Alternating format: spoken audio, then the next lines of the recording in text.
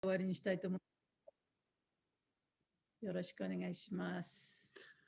So we've been studying third chapter of Bhagavad Gita titled Karma Yoga. 今まで、カルマヨガというタイトルの第3章のところを勉強してきましたね。Today we're on verse 17, which is a subtle shift in Krishna's teaching on Karma Yoga. で今日は17節からやりますけれども、ちょっとこのシフトされたお話がちょっと変わります。It's a shift in consciousness. で意識のそのシフトですね。Or a shift in advancement in consciousness. でクリシュナ意識のその発展のということについてのちょっとそう話がちょっと移行しますね。Anyway, we'll get into that. まあ読んでみればわかりますけど。So last week we discussed verse 16. So let's look at 16 in relationship to today's verse 17. で、昨日じゃない、この前のクラスでは16節をやりましたね。で、今日の節との関連を見るために16節をもう一回読んでみましょう。どなたかお願いしますね。So Krishna, he says in 16, My dear Arjuna, one who does not follow in human life the cycle of sacrifice thus established in the Vedas certainly leads a life full of sin, living only for the satisfaction of the senses. Such a person lives in vain. 誰か読めますか？はい。長町読めます？誰でもいいけど。アナンガさんお願いします。はい、すいません。愛するアルジュナよ、ベーダの定める供養を行わぬ者は必ず罪深い生活を送る。感覚の喜びのみに浸って生きる者は虚しく生涯を閉じるのだ。Yeah, so we've talked so far that, the art of karma yoga is to be able to work in such a way that you don't become entangled in the reactions of karma. カルマヨガで生きていくと、カルマヨガをやりながら生きていくということは、そのさまざまな活動をしながら、そういったものに縛られない、そういう生活をするということですね。Right? You can do certain activities, で、活動をしてもいいと。right, that are permitted. で、それはちゃんと許された活動ですよ。And then you have to avoid certain activities that are not permitted. そして、その許されていない活動はやっぱり避けなければいけない。But even that, you have to do in a certain consciousness of equanimity and unattachment to the result. で、そういうふうに活動したとしても、それらに対して無執着で平等な目で見て、そういう活動を行っていかなきゃいけない。Just like we have to eat. 例えば食べなければいけない、私たちはね。And previously, Krishna said that if you take something and you eat it, but that you don't offer thanks to God or to the demigods for giving it to you, then you're considered a thief. で、この前の方でね、クリシュナは、例えばそのクリシュナがくださったものをいただいて、でもそのクリシュナに対して、そのクリシュナがくださったということに対して感謝もしない、あるいは神々、安心たちにも感謝もしない。そうやって食べる人というのは、盗人に等しいというふうに言われてましたね。So every religion, and including the Vedas, has kind of an instruction book of how to live in the material world and act in such a way that you can become liberated and go to the spiritual dimension. で、さまざまな宗教の中でも、もちろんクリシュナ意識の宗教の中でもそうですけれども、この物質界の中で生きていながらにして、どうやったらその精神次元にね、自分を持っていくことができるかということを教えています。Yeah, so for the followers of yoga or the Hindu religion,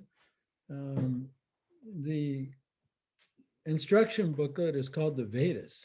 で、そのヨガを学ぶ人たちや、それからベーダに従う人たちっていうのは、ベーダに従う人たち Yeah, those who are Hindus or ヒ following, ンドゥー教の人たちね。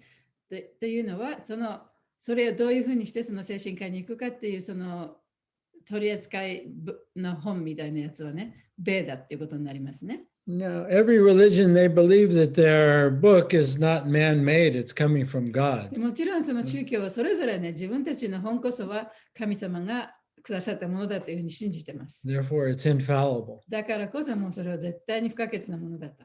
So last week we discussed how the Vedas originally come from God through the heart and mouth of Lord Brahma, the first created being. この前のクラスでは、そのベーダというものは神からそのブラマの心の中にそのメッセージが移されて、それがブラマの口からこう出てきたという話をしました。So the verse we read last week, Krishna says that if you follow the Vedic instruction book, だからそのベーダの教えであるその本に従うことによって、which explains how humans can sacrifice their life in the service of the Lord. その本では何が書いてあるかというと、自分の一生を神に使えることに捧げるということが書いてある。And you can lead a life that is free of sinful そう reactions. すると、その罪の反動のない、罪の活動の反動のない、そういう人生を送ることが、生活を送っていくことができる。With the goal of transcending the cycle of birth and death and going to the eternal spiritual atmosphere. で、それの本当のその最終的な目標は何かというと、生と死を繰り返すということを超えて、その永遠に生きる精神界に戻っていくことである。And that's the potential of human life. それこそが人間のその人間として受けたその生の可能性なんだ。Right? It offers the soul liberation. で、その魂はそうやって解放を得ることができる。Krishna says, if you don't live your life, according to the Vedas, then you don't attain liberation, then you've wasted your life. で、クリシュナが言ってるのは、そうやってベーダの教えに従わずに解放も得ることがなく生きていけば、その人の人生というものは無駄に終わってしまうと。Yeah, so everyone begins yoga as a beginner. で、誰もがね、その初歩的な段階ではヨガというものから始めていきます。Right. Just like everyone begins everything to ride a bike or learn to cook or be a devotee, everyone's a beginner. で、その最初にね、誰もが例えば料理をするにしても、自転車に乗るにしても、その最初にやっぱり学ぶことがありますよね。それはやっぱり初歩的なものを学んでから、それをいろいろ学んでいくことになります。Right? So you have to follow the recipe or the instruction book. で、だからそれをどういうふうにしていくかっていうものをね、ちゃんとそれに従って、どうやったら料理ができるのか、こういうレシピの本とか、あるいはその取扱説明書とか、そういったものを読んで、だんだんできるようになっていくんですね。But what is life like for one who is not a beginner しか in し、 yoga? そのヨガを始めてない人、そういう人の生活は一体どういうものなんでしょうか。 How about the person that's already advanced in consciousness? で、その始めたばっかりではなくても、すでにその発展した意識を持った人たち、 What's their duty? その人たちの義務というのはどういうことなんでしょうか。 That's the shift. That's the next verse we're going to そ look こ at. が今日勉強するところなんですね。それがそのちょっと移行した意識の移行というところですね。So let's look at verse 17. じゃあ17章読みますね。 And I'll read the Sanskrit, then we'll do the word for word translation and then purport. はい、で先生がサンスクリット語を読みますので、言葉の訳と翻訳解説に読んでくださいね。Om Namo Bhagavate Vasudevaya. Om Namo Bhagavate Vasudevaya. Om Namo Bhagavate Vasudevaya. Om Namo Bhagavate Vasudevaya. Om Namo Bhagavate Vasudevaya. Om Namo Bhagavate Vasudevaya. Yastvatma Ratir Eva Shad Atma Triptascha Manava Atmanyeva Cha Santushtas Tasya Karyam Na Vidyate. Ya, one who. やあ、何々である人。Two, but. to しかし。Atma Rati, taking pleasure in the self. アートマーラティ、自己の内で楽しんで、Are you not Marathi? Ananga Manjari? あなたはアトマラティですか？なんかじゃそうそう。Ava, certainly. エーバー、確かに、Shat remains. シャー、残る。Atma tripta, self-illuminated. アートマトリプタ、自ら輝いて、 Cha and チャ、そして、 Manava, a man. マーナバ、人、 Atmani, him in himself. アートマに彼の中で、 Eva only. エーバ、何々だけ、 Cha and チャー、そして、 Santushta, perfectly satisfied, satiated. サントゥスタ、完全に満足する。 Tasya, his. タッシャ、彼の。 Karyam, duty.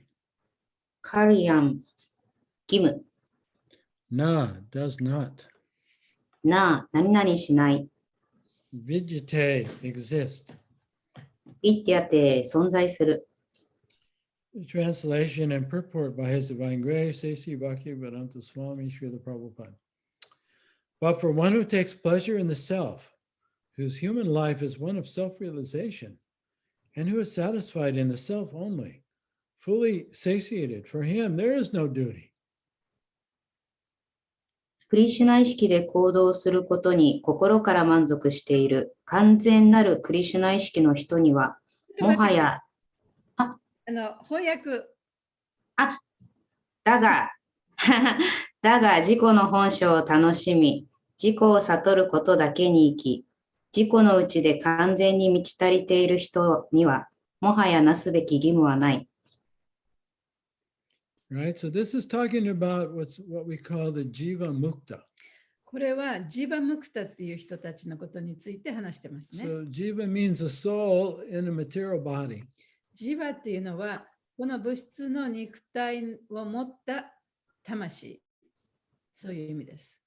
But he's liberated. しかし、その人は解放されている。He sees clearly, I'm not the mind or the body. 自分はこのマインドでも肉体でもないっていうことがちゃんと分かっている人。And he's only interested in looking within and enjoying just being.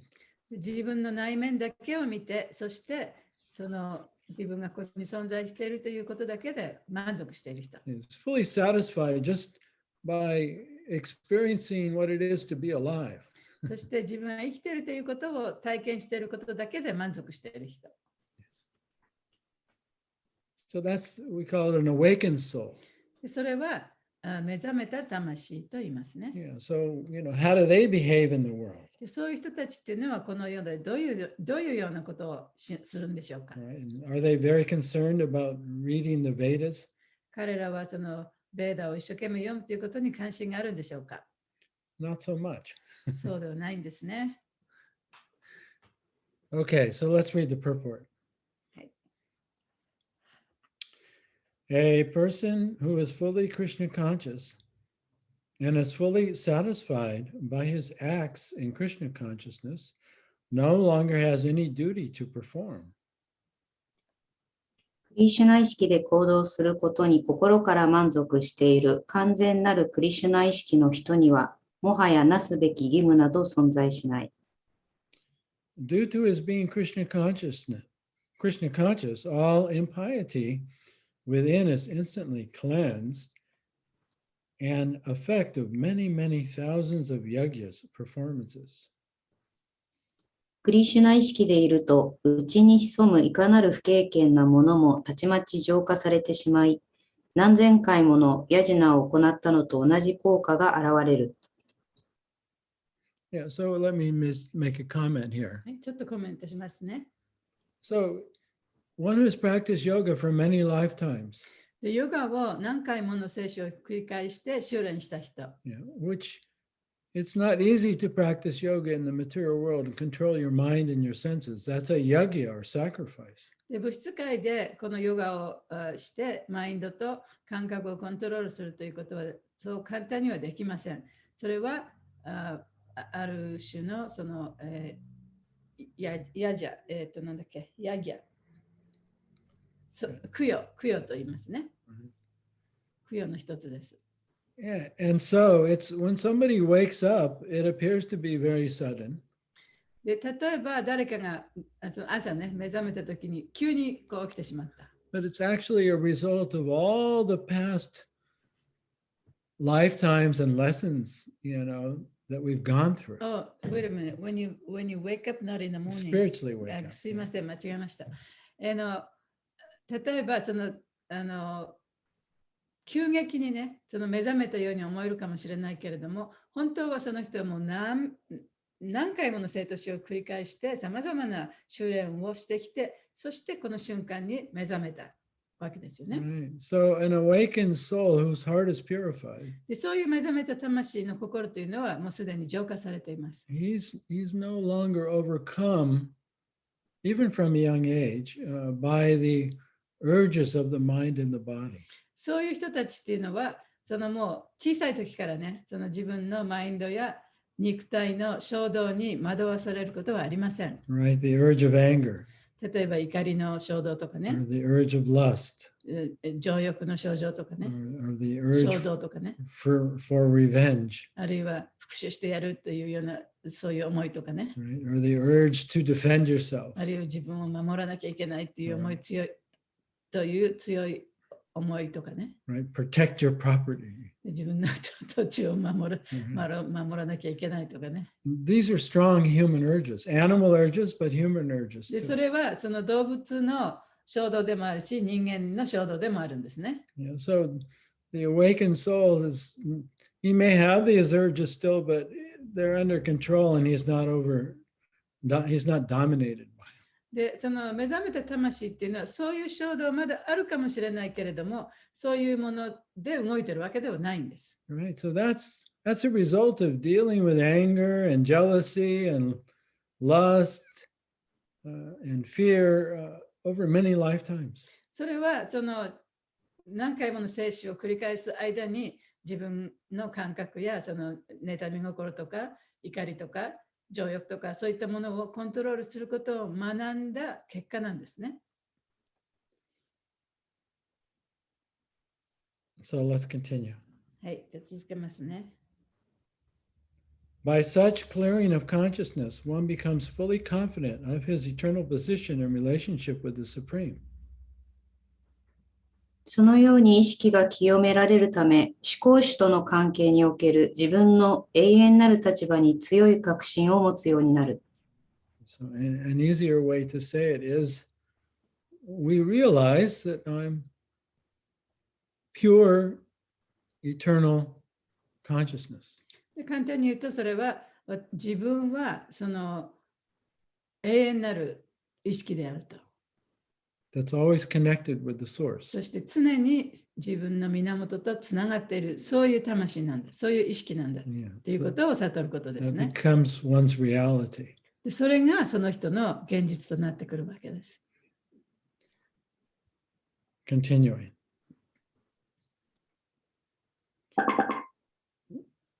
Can you say continuing? はい、続けますね。His duty thus becomes self-illuminated by the grace of the Lord, and therefore he no longer has any obligation to the Vedic injunctions. 主の恩寵によって果たすべき義務が内から掲示されるので、もはやベーダの教えに従う義務がなくなってしまうのだ。Yeah, so he knows within his heart what is proper and what is not. He doesn't have to follow the external guide. その外面的なガイドに従う必要がなくなってきて、もう心の内から何が正しいことなのか、どういうことをすればいいのかということが分かるようになるということです。And he knows according to time, place, and circumstance what is proper. そしてその時と場所とその状況に応じてね、何をすべきかということを知っているということです。Continuing on. はい、続けます。Such a Krishna conscious person is no longer interested in material activities and no longer takes pleasure in material arrangements like wine, women, and similar infatuations. そのようなクリシュナ意識の人は物質的な活動に興味をなくしてしまい、酒や異性などに夢うつつになって楽しもうとはしなくなるのである。It's funny. The Prabhupada says woman, this one says opposite sex. Oh. Yeah, a slight adjustment to Prabhupada's words. Make it more politically correct. Yeah. Yeah, so again, let's read the verse. じゃあ、翻訳のところをもう一回読んでみますね。Yeah, but for one who takes pleasure in the self, whose human life is one of self-realization, and who is satisfied in the self only, fully satiated, for him there is no duty.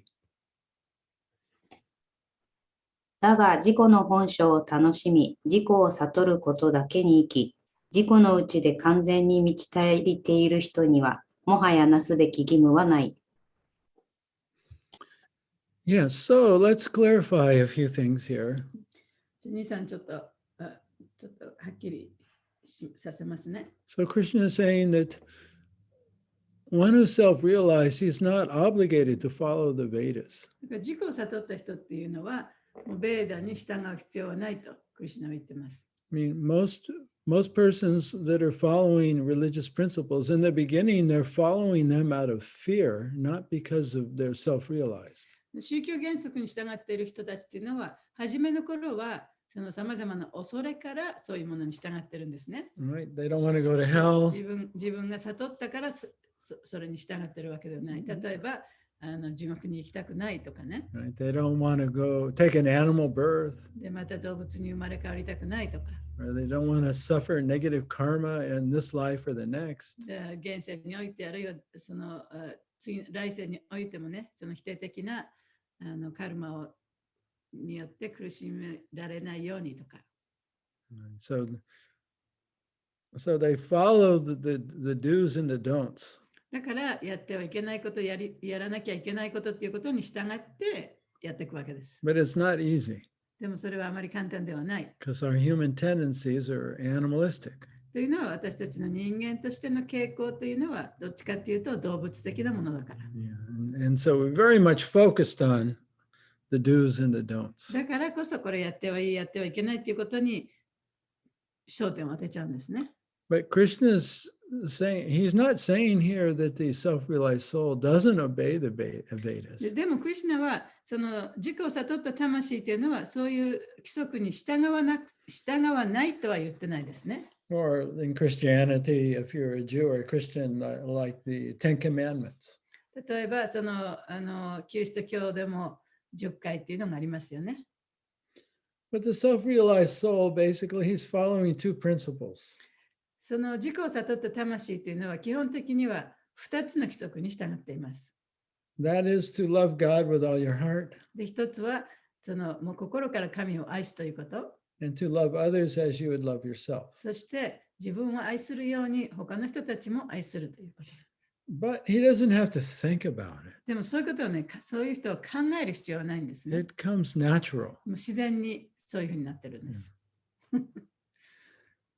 So he naturally behaves himself because he knows within what is right and what is wrong. というのは、もう自分の心の中でちゃんと善悪の区別がついてるわけですから、どういうことが正しいのか正しくないのかということが分かってるわけですから、もう自然にその行動も決まってくるわけです。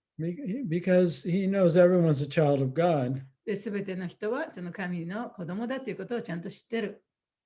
And that everyone's connected. で、すべての人も神につながっているということも知ってる。So if I cause you pain, ultimately I'm just causing myself pain. だからそういう人たち、そういう生命体に向かって、その痛みを負わせたならば、それは最終的には自分も痛めつけているということになると。So naturally, I wouldn't want to do that.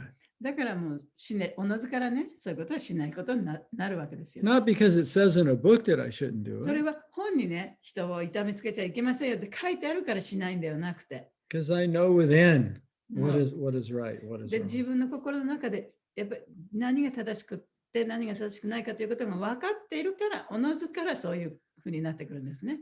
So one way I like to look at this this verse is in terms of Maslow's theory of learning. で、この説をね、私はそのマズローの学びの理論っていうような見方をしてみたいと思います。Yeah, Maslow is a famous, I think it was Russian psychologist. でマスローっていうのはその有名な、多分ロシア人の心理学者だと思います。He's most famous for his hierarchy of needs. また忘れちゃった日本語でなんていうか、そのなんていうの、最高順位をつけて何が一番。5段階欲求説ですかね。5段階欲求説ですかね。その何が必要かってね。それで本当一番有名なんだけど。But he's also identified 4 phases we go through as we learn something and then become good at something. で、彼が説明しているのは、その何かを学ぶ上で、とってもこの上手になるまでにね、その4つの段階を経てうまくなっていくということについても説明しています。Yeah, so we start out as ignorant. 最初は無知から始まりますよね。何もわからないところから。And then we end up being naturally good at it. そして最終的にはもう自然ともうまくできちゃう。そういう状態になってきます。なります。Riding a bike or learning to cook. 例えば料理するにしてもそうだし、自転車に乗るのもそうですね。Or learning yoga. ヨガを勉強するのもそうです。Or, starting out as a devotee. ディボーティになるのもそうですね。Right, we have the neophyte. 最初にその初歩的なディボーティがいる。We have the intermediate. そして中間のディボーティがいる。And then we have the そ advanced. してすごい発展したディボーティがいる。Yeah, so we all start out as beginners at whatever we're learning. だからそういういろんなことを学ぶにおいて、誰もがその初歩的な段階から始まるわけですね。Yeah, so Maslow, he looks at this learning in 4 phases. で、マズローはその学びの過程というのを4つの段階に分けて説明しています。The first stage is called unconscious incompetence. 最初の段階は無意識のあまりその自信のない状態ね。So it's like incompetent means we're not any good at it. で、そのあまり自信のない状態っていうのは、あまりうまくできてない状態ですよね。And unconscious means we're so bad we don't even know how bad we are. それがあまりにもうまくできてないがために、自分がどんなにできてないかということがわからない状態。So everyone actually begins the yoga process like that.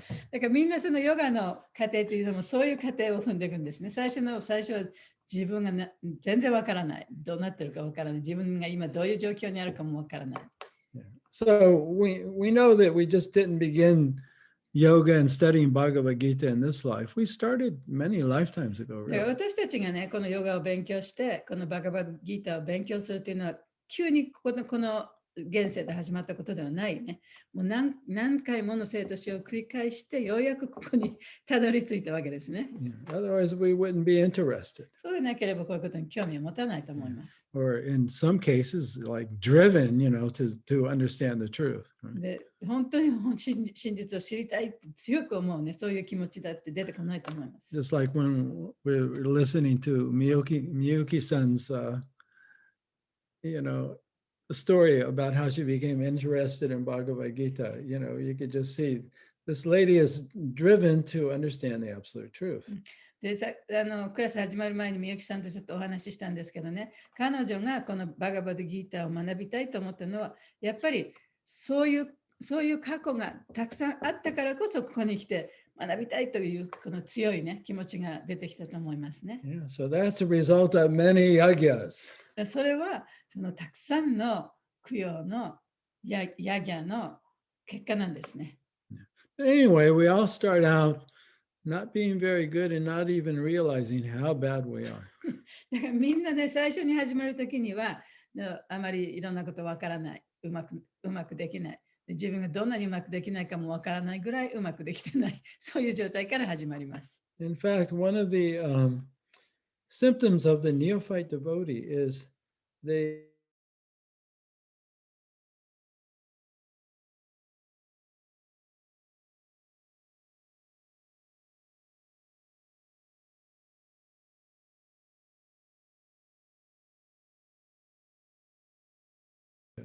で、そういう初歩的な段階の人にプリーチングをしているディボーティーよりも私はもっと知ってると思うことですね。yeah, so pride is is ignorance. だからプライドっていうのはね、やっぱり無知なんですね。But eventually we come to the next stage. でも、やがては次の段階にまで来ます。This is called conscious incompetence. Conscious incompetence。それは意図的だけれども、まだ自信がない状態ね。Right? There's some humility there. でそしたらそこには少し謙虚さが出てくる。We can understand. Well, actually, I'm just a beginner. I'm not very good at this. でそこでもって、自分やっぱり私あんまりよく知らないなと。あんまりこれ上手にできてないなっていうことが分かるわけですね。But this humility is a real progress. でもその謙虚さっていうのは本当に大きな進歩なんですね。And it's the beginning of awakening. One's able to actually observe the mind and the body で objectively. それこそが本当の意味での目覚めのその一番最初の部分であって、そこでもって初めて自分のマインドや感情をね、見ることができるようになるんです。Right? And that's when you start to see, oh, I'm something different. で、その時に、これは本当は自分じゃなかったのかなっていうふうにね、ちゃんとそういうことが見えるようになってくるんですね。And you start to become a little competent in seeing you're not the mind and the body. で、そこでもって、自分はじゃあこの感情でも、この肉体でも、このマインドでもないんじゃないかなっていう、ちょっとそういう確信が出てくる。Yeah. So in terms of yoga, learning yoga, this is like the second phase. You start to see, oh, I'm really a neophyte. で、そのヨガを学ぶにあたって、ここの段階でもって、私はまだ本当は初心者なんだということが分かるわけですね。In the beginning, you didn't even know that you were a で、 neophyte. 最初の段階では自分がその初心者だということすら分からなかった。And then you come to the third stage, そして3段階目に行きます。which is conscious competence. で、そこでもって意識してできる、ちょっとできるなっていうことを感じることができる、そういう状態。Right. Now you're very aware that you're not the mind and the で、 body. そこでもって自分はこのマインドでもない、あるいは肉体でもないっていうこともはっきり分かってる。And you're starting to really enjoy the pleasure within. そしてその自分の中にある楽しみっていうのを楽しむことができるようになる。The experience of the truth of who you really で are. 自分っていうものが、本当の自分というものがどういうものかというね、それを体験できるようになってくる。But you still have to really apply yourself every day. でもそうなるために、それを楽しむためには毎日毎日その鍛錬しながらね、それをやっていかなきゃいけない。Right. Always coming back to the present.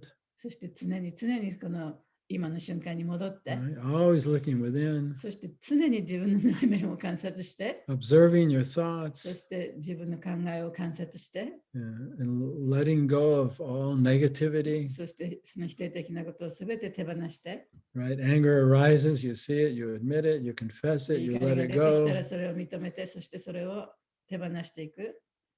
You're changing consciously how you behave towards じ others. ゃあ他の人に対する自分の立ち振る舞いを意識的にこう変えていく。 Right? No longer blaming others for how you feel. 自分が感じていることが他の人のせいだと思わないようにする。 But you're consciously doing it. It's で work. そういうことを一生懸命意識してやってる状態ですね。 But every day you're pretty steady. でも毎日毎日そういうことが確実にやっていけるようになってくる。 If you're overcome by anger or depression, it doesn't last very long. で、たとえその怒りがドドドンと押し寄せてきたとしても、それ長くは続かない。 I mean, definitely don't blame any other people for how you feel. で、その自分がそういうことを感じていることについて、他の人のせいにはもちろんしない。Right? So in this way, you're becoming a competent yogi. そうやって、そのちょっと自信がついたね、ヨギになってくるわけですね。And then gradually you come to the fourth stage, which is called unconscious competence. そしてそれがだんだんと無意識に自信がある状態っていう状態になります。Right? You're riding the bike, but you're no longer thinking about it. もう自転車に乗ってるんだけども、自転車に乗ってこがなきゃいけないとかね、そういうこと考えなくても自然に自転車に乗れる状態。Right? And whatever road you ride on or whatever comes up, you're able to deal with it. どんな道を走ってても、何がそこにあったとしても、それをちゃんと避けて、スイスイと走れる状態。Right? So there's no question of not following the four regulated principles. そこではもう4つの規則に従うか従わないかなんて自分で迷う必要もなくなる。Yeah, one is no longer thinking about, the rules and regulations. で規則のこととか規定のこととか考えなくても自然にそれに従えた生活ができるようになる。Because that's one's life every day.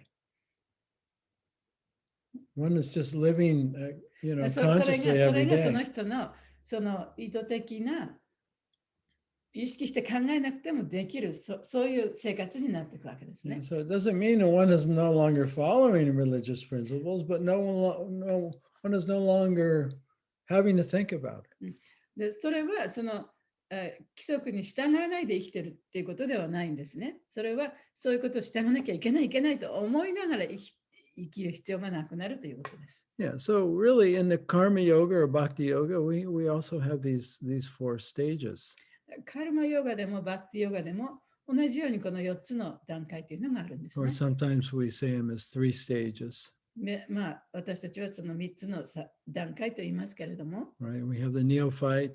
初歩的な段階。This is called the Kanishta Adhikari. 初歩的な段階にいる人はカニシタアディカリと言います。Kanishta means a beginner. カニシタというのは初歩的なという意味ですね。But adhikari means qualification.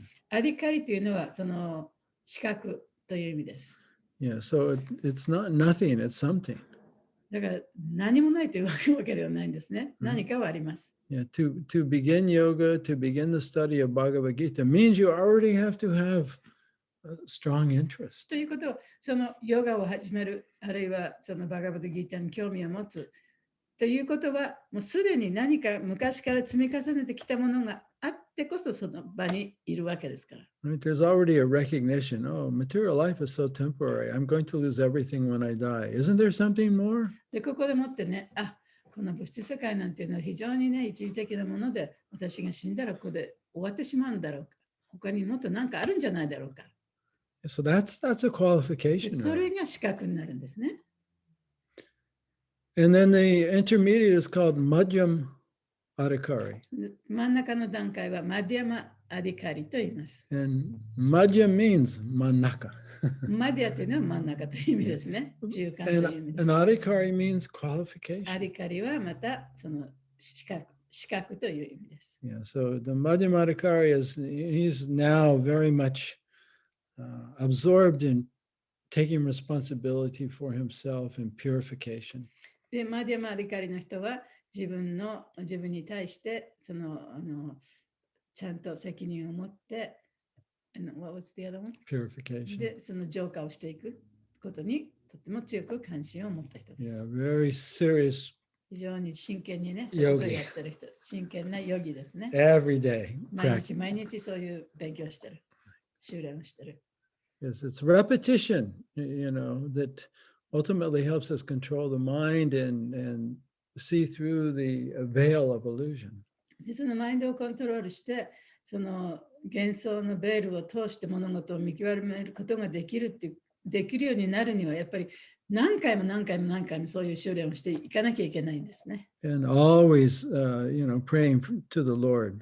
そして常に主にお祈りをしなきゃいけない。And then we come to what's called Uttam Adhikari. で、その後にウッタマアディカリというのがあります。So Uttam means topmost. ウッタマというのは最高のという意味です。Yeah, so this really describes, unconscious competence.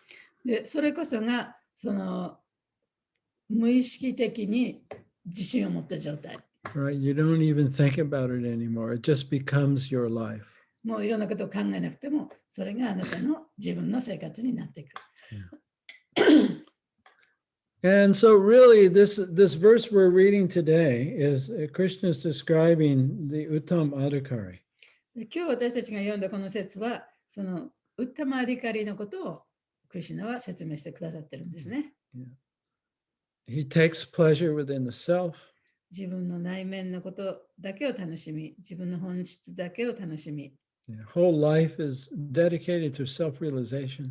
で、自分の人生を自己を悟ることにもうずっとなんていうの使ってるね。When he looks within, he feels fully satisfied just to be alive. そして自分の中を見たときに自分がここに存在しているということだけで満足している。And so naturally, he's kind and compassionate towards all living entities. 他の人にも同情的だし、他の生命体に対してもそういう気持ちを持っている。Right. He's never jealous or envious. で他の人を妬むこともないし、羨むこともない。Always humble, always 常 tolerant, に謙虚で、そして忍耐強い。 always respectful. で、他の人を常に尊敬して。But he's not trying to be special. He doesn't need to be でも自分はスペシャ acknowledged ル by になる others. 人に、自分がスペシャルになる必要もないし、他の人にその認めてもらう必要もない。Yeah. So we'll see here that Krishna is saying for this person, he has no duty. だからクリシュナはそういう人にとっては行う義務はないと言ってるんですね。But to help others, he follows the rules and the regulations. しかし、他の人たち、そういう人でない人たちの助けとなるために、手本を示すために、その規則に従っていると。Even though he's not bound by them anymore. たとえこの人自身はね、そういうものに縛られているわけではないけれども。Yeah, so there's different levels of karma yogis. だからカルマヨギでもその異なった段階にいるカルマヨギたちがいるんですね。And basically these three levels. で、それには基本的にはその3つの段階があると。Yeah. Kanishta Adhikari, Madhyama Adhikari, Uttam Adhikari. カニシタアディカリ、マディャマアディカリ、ウッタマアディカリと言います。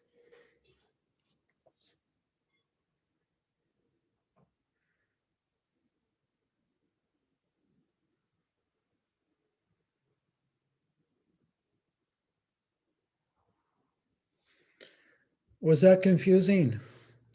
どうですか？こんがらがっちゃいましたか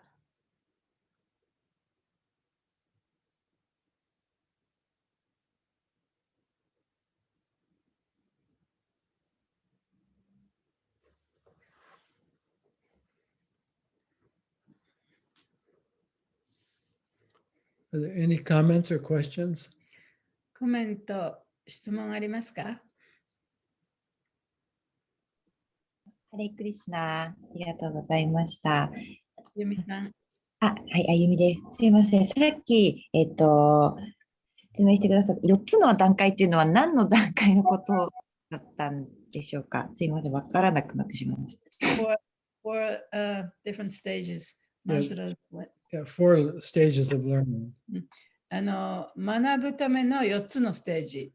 So first is unconscious incompetence. ちょっとね、日本語にすると難しい。多分ちゃんとした言葉があると思うんだけどね。最初の段階は無意識的にあまり自信がないことね。あまりわからないこと。Yeah, it's not confidence, it's competence. I know.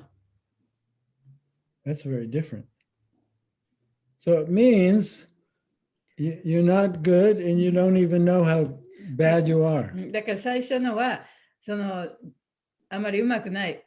あれ自分がどういう状態であるかもわからない。そういう状態。You have to, it's not confidence, it's competence. I know. Yeah. It's just I like can't find a good words. it's just like when you're watching ice skating at the Olympics. 例えば、オリンピックでアイススケーティングね、見てるとしますよ。Yeah. And we're thinking, oh, the skater is so good. で、あ、このスケートすごいこの人上手と思って見てますよね。Because we don't know anything. それは私たち何も知らないから。But the pro is pointing out all the faults of the skater and where they have to improve. でも、プロフェッショナルは、ね、どこが悪くてどこをこううまくやっていかなきゃいけないかということは分かりますよね。能力がないこと。すみません。So unconscious incompetence. Okay, 無意識がない、能力がないのにそれに対して無意識であるということ。それが一番最初の段階です。The next dankai or the next level is conscious incompetence. You're aware of where you need to make improvement. で、2番目になると、その能力がないということをちゃんと意識できる段階です。Hopefully that's where most of us are at. で、まあ、皆さんもこの段階にいることを願ってますけど。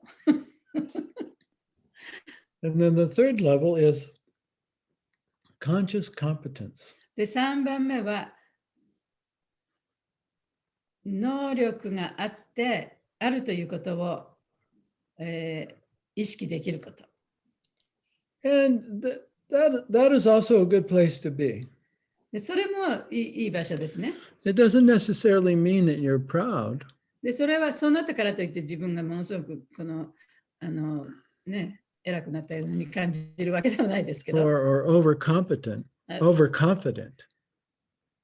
もうその自分に対する確信がね、強くなりすぎるということでもないです。It's helpful for us to look back in our past, and if we see where we began and where we are now, we can see our progress.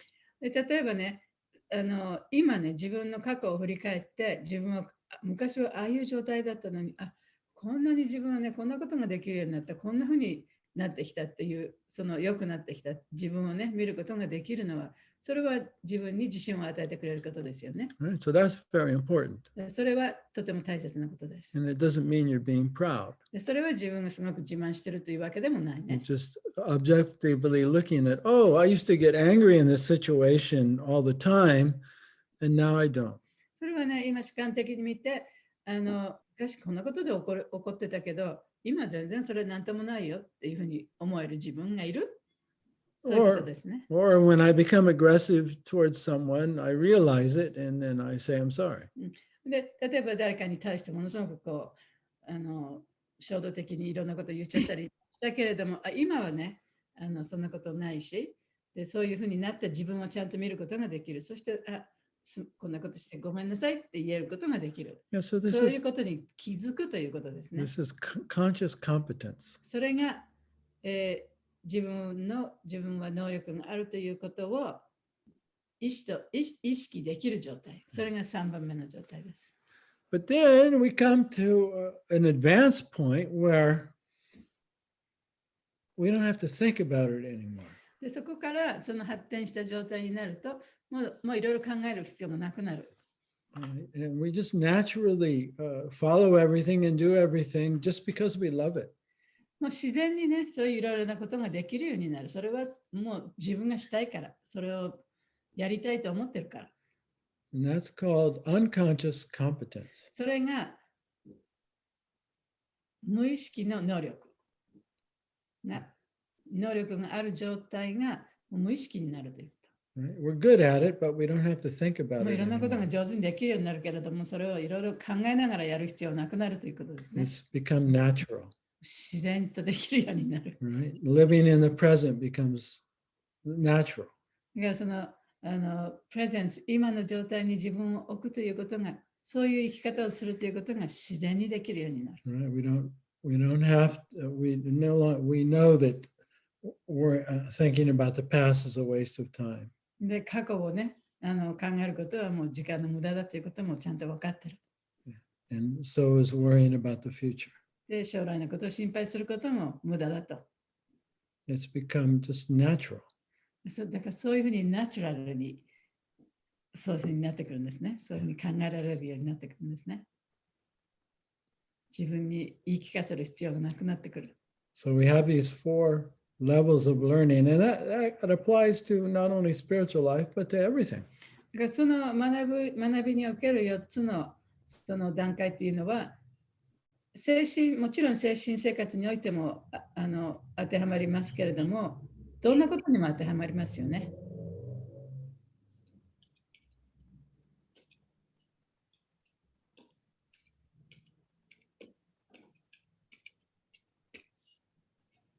ありがとうございました。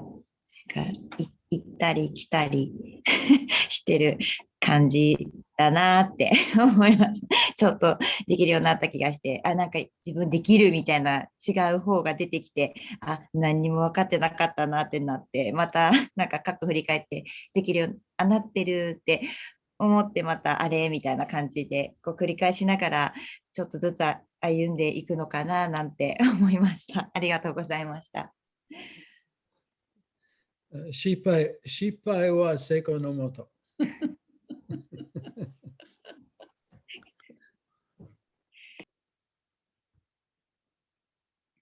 We have to get it going.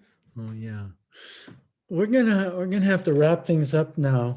すみません、今日はちょっと短いですけど、この辺でよろしいでしょうか。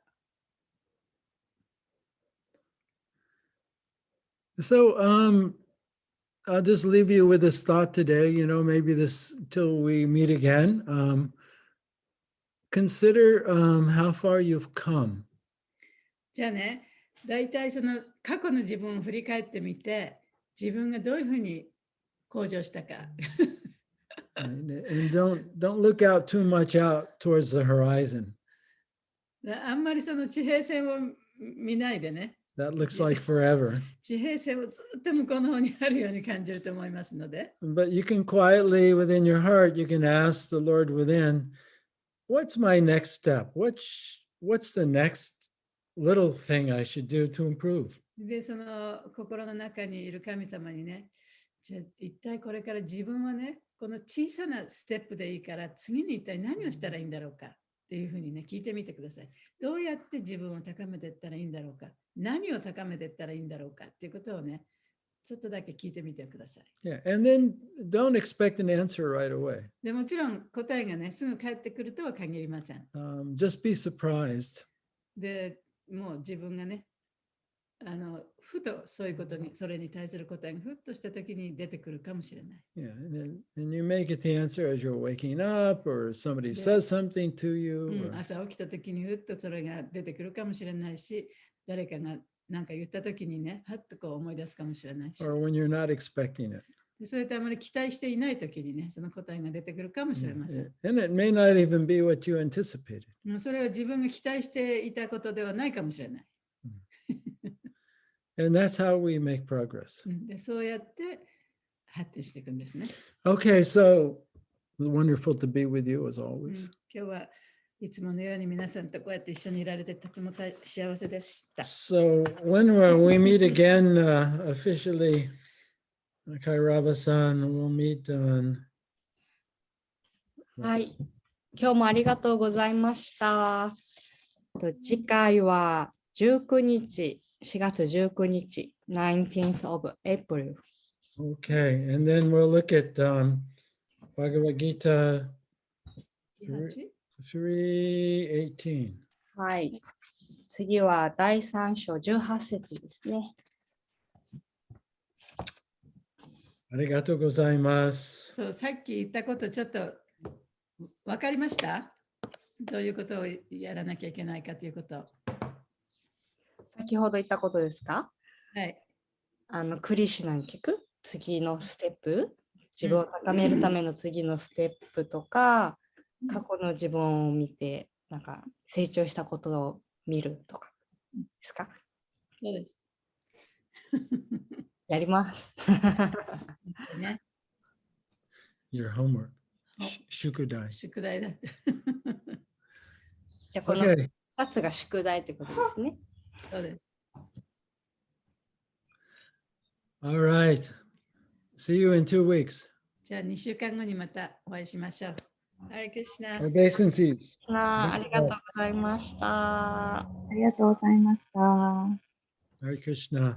ありがとうございました。じゃあ、ありがとうございました。はい。はい、キージャイ。はい。ありがとうございました。